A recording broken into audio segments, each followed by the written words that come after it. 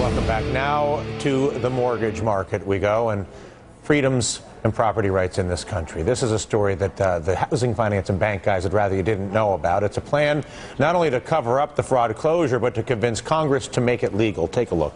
It may be complicated, but I cannot think of anything more important to freedom and independence and an opportunity to move forward in this country than the protection of everybody's property rights, and this, the ultimate betrayal of those very rights in this country. It is up to us and our lawmakers to stop it, in my view, before it is too late. Joining us now, Democratic Congresswoman Marcy Kaptur of Ohio, a MERS skeptic who plans to introduce legislation prohibiting the government, through Fannie and Freddie, from buying mortgages made in that MERS mortgage blender, where they may not be able to know who owns what. Congresswoman, why do you think this has even made it this far? How could a piece of legislation that is so corrupting to the basic foundation of property rights in this country even be entertained?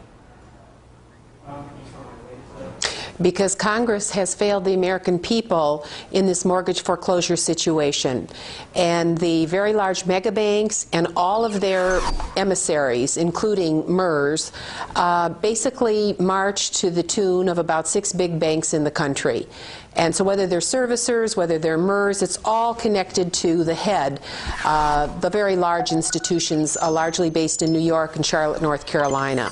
And they've taken America for a ride, because back in the early 90s, when the thrifts collapsed, which were the institutions that financed housing, the commercial banks wanted to do housing.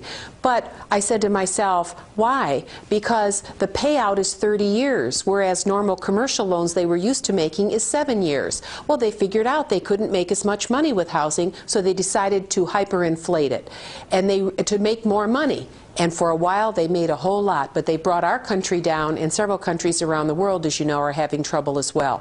But these large institutions have enormous power inside of Washington at the U.S. Treasury, on presidential staffs right next to the president, like the chief of staff, the heads of our Treasury, regardless of administration. They have their fangs right into the Beltway, and they don't let up that chokehold. And that's what's going on. And 6 institutions in our country now control 2/3 of the capital. That's too much. It's too much power in too few hands. We have to return power to communities, community banks, credit unions, local institutions that have respect for that property, because after all, it's where we live. And what these big institutions did was they turned a loan into a bond, and then they securitized it, and they said, now we'll never have any problem. And then they hyperinflated the value until it was a Ponzi scheme. It simply, the underlying assets simply couldn't pay out what they were projecting, and it all collapsed. So they have done great harm to the republic. They were reckless.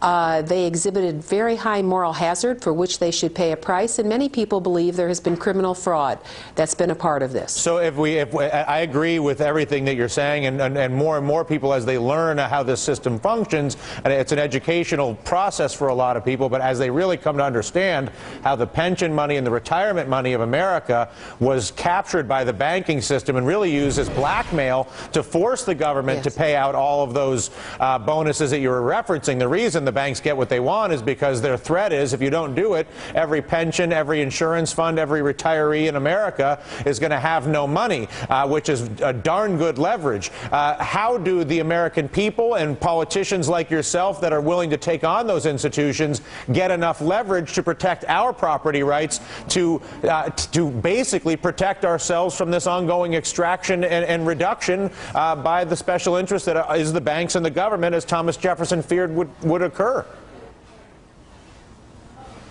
Well, the price of liberty is eternal vigilance, and you have to keep at it. A former regulator and banker named Bill Isaac has written a book called Senseless Panic. I believe that these very large institutions did create a senseless panic, and they kowtowed Congress and the Bush administration into this huge bailout that did not have to occur in the way that it did. And then they've managed to suppress real hearings in the Congress and investigations. I've tried to get an additional 1,000 FBI agents funded in order to do the types of investigations that we did back when the thrifts collapsed. We can't get that bill through Congress. What do you think that says? It says that there's collusion. It says that there are those who don't want this to proceed. And listen, these institutions have a lot of power. There are some that are quite, I think, intimidated by them. But the question for our country is, we've had the largest transfer of wealth in American history, from Main Street to Wall Street. People are hurting all over this country. The banking system is at the eye of this storm. We have to reform it. We have to return capital formation to localities where people have a certain type of prudence and a respect for one another, certainly in the real estate market. It shouldn't be focused in these very large mega banks that don't care where we live. They just want to make money off of us, and they've created devastation across this nation. There are neighborhoods in the state of Ohio that are completely vacant as a result of their moral hazard. It is simply wrong.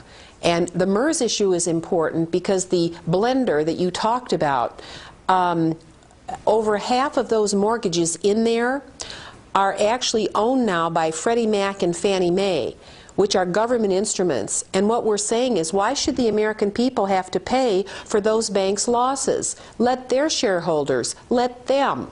Let's take some of their yachts. How many houses do they really need?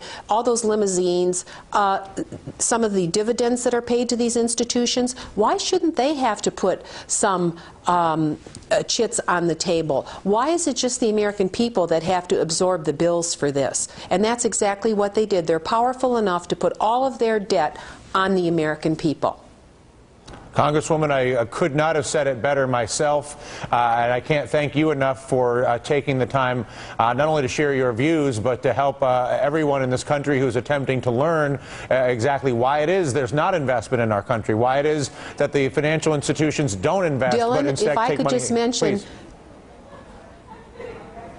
If I could just mention, there are two movies, one called Inside Job and another one, Capitalism, A Love Story. This is complicated. Finance is complicated, but if people go see those movies, they'll gain a sense of what has happened. And with greater public understanding, I have full confidence in the American people that they're going to get this right. Yeah. Well, can I add one third thing to your list? Watch the Dylan Radigan show every day at 4 o'clock. All right, I'm for that. All right, Congresswoman, thank you so much for your analysis today. We'll talk to you soon. Marcy Kaptur talking to us out of Ohio. Up next.